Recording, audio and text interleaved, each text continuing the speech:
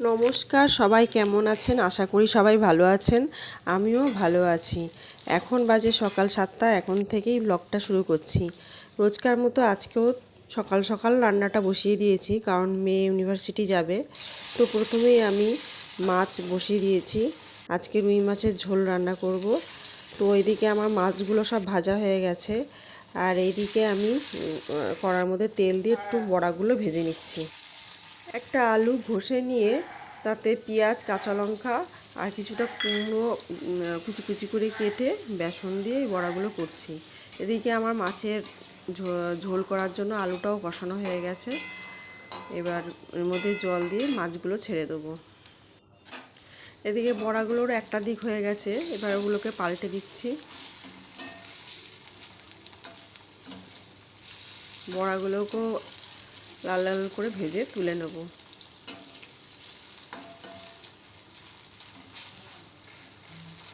দেখো, আমার বড়াগুলো প্রায় হয়ে গেছে।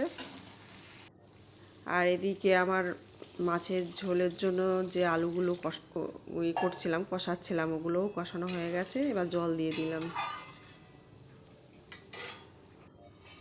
দেখো, আমার বড়াগুলো রেডি হয়ে গেছে। কত সুন্দর হয়েছে বড়াগুলো দেখতে। আর এদিকে আমার একদিকে ডালও বসিয়ে দিয়েছি। ডালটাও আমার হয়ে গেছে। দেখো, আমার আজকের রান্না বান্না রেডি। আজ বেশি কিছু করিনি, এই যে মাছের ঝোল, ডাল আর বড়া, এই দিয়েই দুপুরবেলার খাওয়াটা সারবো।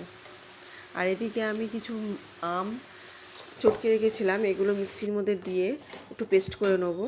এবার কড়ার মধ্যে নেড়ে নিচ্ছি, আমসত্ত্ব দেবো এগুলো দিয়ে। আর এদিকে কাঁচা আম সেদ্ধ করে রেখেছিলাম, এগুলোকেও মিক্সিতে দিয়ে পেস্ট করে নেবো। আজকে 2 রকমের আমের রেসিপি করব। তা একটা করা হয়ে গেছে, এই যে আমসত্ত্বটা হয়ে গেছে। এবার যে ওই কাঁচা আম দিয়ে পেস্ট করেছি, ওইটা দিয়ে ম্যাঙ্গো ফুটি বানাবো।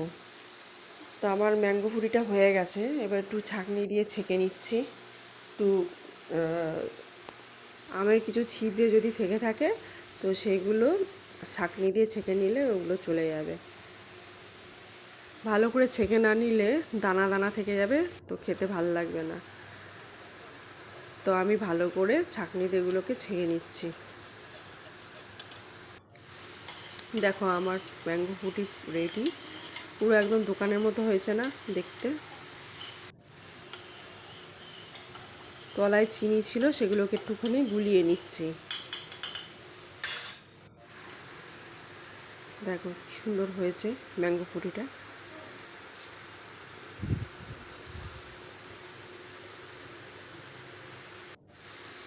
গ্লাসে দিয়ে একটু পরিবেশন করে দিলাম। আর ওদিকে আমসত্ত্ব দিয়ে রেখেছি থালাটা, ওটা এবার রোদের শুকোতে দেব। তো এখন বাজে দুপুর 2টো। এখন আমি ছাদে যাচ্ছি জামা কাপড় আনতে। কিছু জামা কাপড় কেচে মেলে দিয়েছিলাম ছাদে, তো সেই জন্যই আমি এখন ছাদে যাচ্ছি জামা কাপড়গুলো আনতে।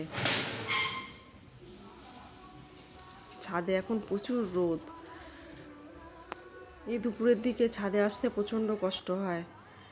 আর এদিকে জামা কাপড় তুলতে তুলতে চোখ গেল আম গাছের দিকে। আম গাছে দেখো কত সুন্দর আম হয়েছে। কতগুলো পাকা পাকা আম দেখে পাড়তে ইচ্ছা করছিল। তো সেই জন্য আমি নিচে চলে গেছিলাম আবার বরকে একটু ডাকতে আমগুলো পাড়ার জন্য। এদিকে আমি জামা কাপড়গুলোও তুলে নিচ্ছি।